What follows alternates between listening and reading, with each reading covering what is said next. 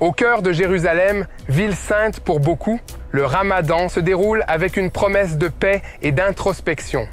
Cette fête n'est pas liée au djihad dans l'islam et elle est censée être un mois de miséricorde, de rapprochement des cœurs et de paix entre les croyants. Malgré cela, ces dernières années, il est devenu un mois de pogroms, d'émeutes et d'attentats, les dirigeants palestiniens utilisant le fait que la mosquée Al-Aqsa est en danger pour pousser leurs partisans à commettre des actes de violence.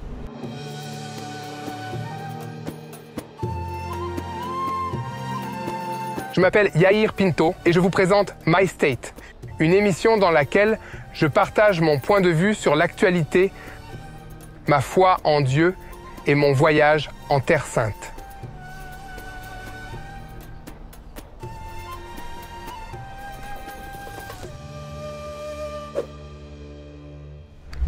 Pourquoi ce mois important et sacré du Ramadan incite-t-il l'État d'Israël et les pays démocratiques du monde entier à accroître leur vigilance en matière de sécurité au plus haut niveau? Qu'est-ce qui les pousse à avoir des entretiens préliminaires avec les dirigeants des pays arabes et musulmans pour négocier, coordonner, alerter, mettre en garde? Cette réalité déformée me donne chaque année la chair de poule. C'est pourquoi j'aimerais faire la lumière sur ce sujet.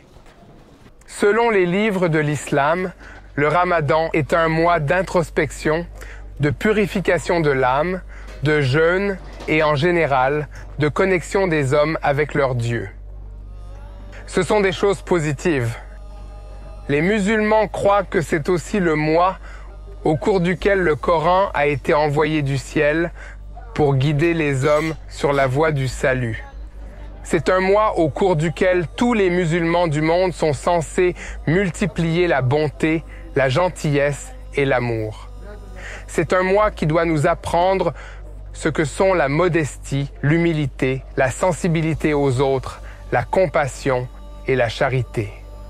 Parmi les coutumes du mois de Ramadan figure le jeûne qui dure du lever au coucher du soleil. Pendant la journée, il est interdit de manger ou de fumer. À la fin de chaque journée, le jeûne est rompu par une prière et un repas appelé iftar. Après le repas, il est de coutume de sortir et de rendre visite à la famille et aux amis. Le lendemain, les musulmans recommencent le jeûne.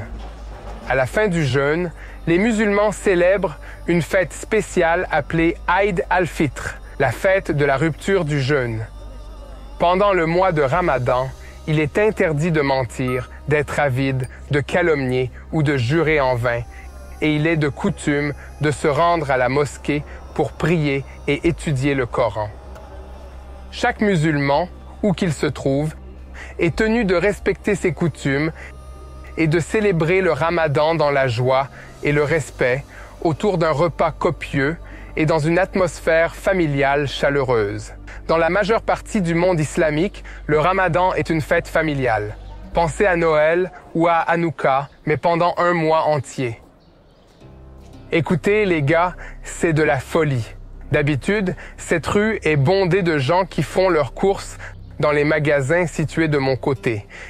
Ici, tout est fermé à cause du manque de tourisme musulman dans le pays dû à la guerre de cette année. En Israël, les musulmans constituent, à la fin de 2021, 18% de la population du pays. En Israël, chaque personne peut pratiquer sa foi et adorer son propre Dieu selon sa manière et ses convictions. Les autorités du pays s'efforcent de veiller à ce que personne ne soit persécuté à cause de sa religion, de sa foi ou de son absence de religion. Mais cette année, on craint qu'à la suite de l'horrible massacre d'Israéliens le 7 octobre 2023 et de l'incitation systématique à la propagande selon laquelle Al-Aqsa est en danger, nous soyons confrontés à une atmosphère encore plus tendue que les années précédentes. En ce qui concerne le massacre du 7 octobre, le Coran s'oppose fermement au meurtre, au viol, à la tuerie, à la décapitation, à l'incinération d'une personne, au pillage et à l'enlèvement.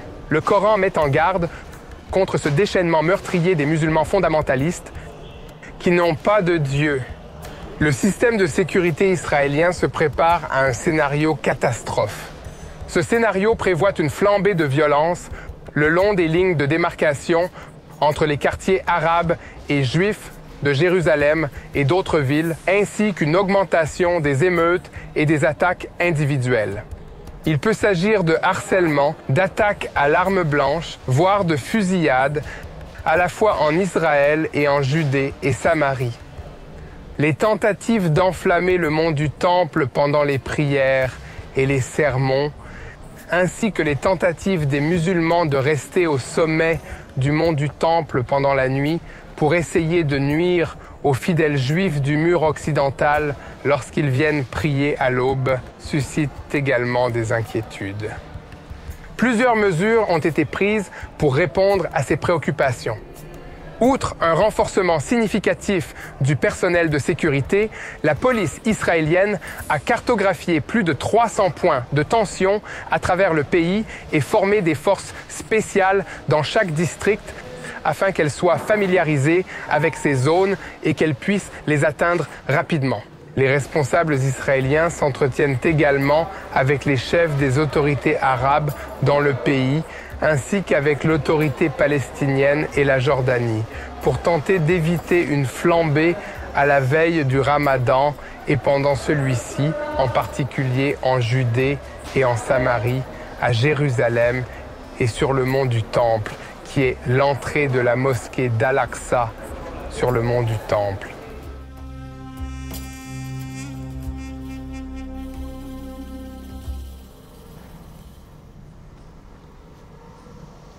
La principale préoccupation pour la période à venir est liée à l'incitation concernant la mosquée Al-Aqsa, dont nous avons parlé dans la vidéo précédente et qui, ces dernières années, a donné lieu à d'innombrables attaques et tentatives d'attaque dans tout le pays. Ce récit qui affirme qu'Al-Aqsa est en danger donne à de nombreux Palestiniens, et en particulier aux jeunes hommes frustrés, l'occasion de se considérer comme des héros dans la lutte pour sauver la mosquée des mains d'Israël. Le récit décrit la mosquée Al-Aqsa comme captive et menacée, et il crée un mythe d'Al-Aqsa comme un territoire musulman sacré en terrible danger. De nombreux Palestiniens se sont laissés convaincre par les nombreuses versions de ce récit, selon laquelle l'État d'Israël complote pour démolir les mosquées du mont du Temple. Nombreux sont ceux qui ont également cru à un récit de l'histoire qui s'est ajouté ces dernières années en plus de la version de base, selon laquelle Israël envisage de modifier le statu quo sur le mont du Temple. Selon les théories de la conspiration, il s'agirait notamment d'autoriser les prières réglementées, officielles et massives des Juifs sur le mont du Temple, contrairement aux visites juives limitées qui ont été autorisées ces dernières années.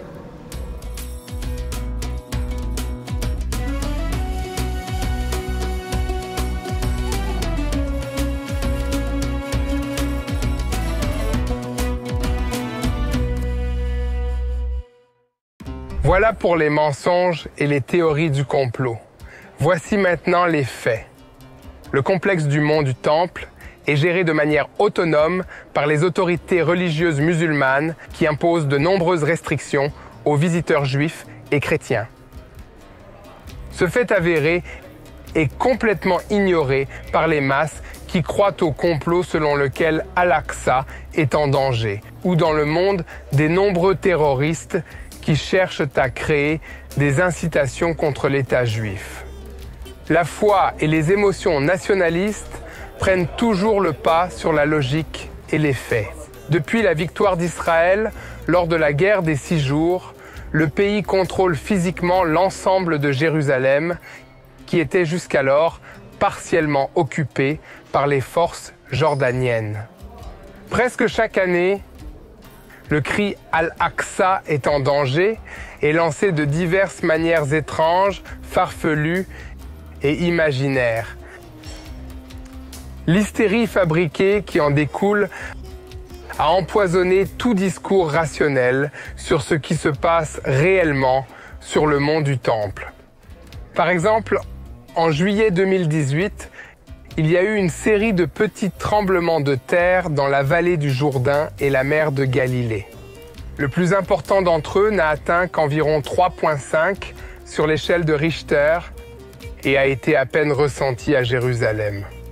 Néanmoins, une tentative bizarre a été faite pour relier ces événements naturels aux plans israéliens de démolition d'Al-Aqsa. Mais bizarrement, pas sur Al Jazeera. Un autre exemple est la pierre hérodienne, vieille de 2000 ans, qui est tombée du sommet du mur occidental en 2018, s'écrasant sur l'une des salles de prière. Là encore, cet accident a été présenté comme la preuve qu'Israël avait élaboré un plan de destruction de la mosquée Al-Aqsa. Ce scénario absurde a également été publié à l'époque par le média Al Jazeera. En juin 2014, à la veille du Ramadan, 3 garçons de la communauté de Gush Etzion ont été enlevés et assassinés.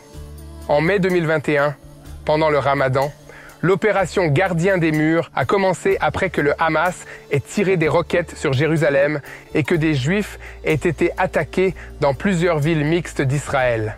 De nombreuses batailles historiques au cours desquelles les forces islamiques ont été victorieuses se sont déroulées pendant le Ramadan. La guerre de Kippour, qui, du moins en Égypte, est considérée comme une grande victoire sur Israël, s'est également déroulée pendant le Ramadan. Par conséquent, cette fête qui, selon le Coran, est une période d'introspection et de prière, a souvent été identifiée dans la culture islamique comme le mois de la victoire et de la gloire. Mais il n'est pas nécessaire de remonter loin dans l'histoire pour voir le schéma. Depuis de nombreuses années, nos voisins musulmans, ici en Israël, font du tort au peuple juif pendant le Ramadan. Mais cette année, la situation pourrait être bien pire. On s'attend à ce que le Hamas redouble d'efforts pour incendier les territoires de Judée et Samarie et de Jérusalem-Est pendant le Ramadan. On pense qu'il espère pouvoir élargir les cercles d'activité et promouvoir la terreur populaire, y compris les attaques aléatoires de Palestiniens ordinaires contre des Israéliens ordinaires. Mais Israël fera presque tout pour éteindre l'incendie que le Hamas menace d'allumer sur le mont du Temple. Les visiteurs juifs du mont du Temple seront probablement limités une partie du mois de Ramadan. Des interrogatoires et peut-être même des arrestations préventives de militants, dont certains ont appartenu à la faction nord du mouvement islamique et à ses organisations annexes, sont également attendus. Jusqu'à présent, au cours de la guerre actuelle, Israël et ses forces de sécurité ont réussi à maintenir Jérusalem à l'écart du cycle de la violence et du terrorisme, tout en réussissant un peu moins bien à maintenir le calme en Judée et en Samarie. Cependant, tout cela pourrait changer et la situation pourrait rapidement se détériorer à tout moment. Il y a quelques années, le corps des gardiens de la révolution islamique iranienne a effectué un exercice à l'issue duquel il a hissé le drapeau iranien sur une maquette de la mosquée Al-Aqsa. Il y a quelques semaines, le président iranien Ibrahim Raisi a annoncé à la suite du massacre du 7 octobre qu'avec l'aide de Dieu, nous prierons bientôt tous ensemble à la mosquée Al-Aqsa. Cela indique que le régime clérical iranien veut essayer de mettre de l'huile sur le feu ou provoquer une radicalisation des émotions entourant le conflit entre Israël et les Palestiniens. Il s'agit d'un problème grave qui exige une réponse sérieuse, avant tout de votre part et de la mienne, alors que nous prions pour que ce plan iranien n'aboutisse pas. Je m'appelle Yair Pinto et je continuerai à vous apporter la vérité d'Israël. Maintenant que nous comprenons la situation, nous devons agir en partageant la vérité sur ce qui se passe en Israël et au Moyen-Orient et en priant pour la paix à Jérusalem. Shalom, j'espère que vous avez aimé cette vidéo. Abonnez-vous pour ne pas rater nos programmes. Merci de faire partie de notre famille TBN. Que Dieu vous bénisse. Shalom de Jérusalem.